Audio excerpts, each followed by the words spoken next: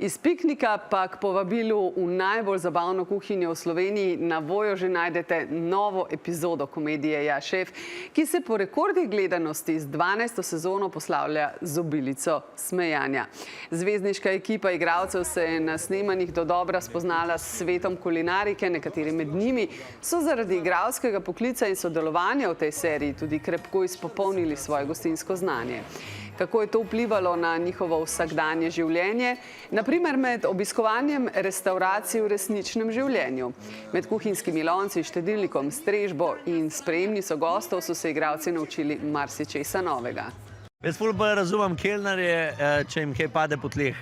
Nisem več ta vzvišena ljubljanska sreča. Lega materija! Ampak sem tako, razumem te, utrujen si, ne gre. No, nazaj.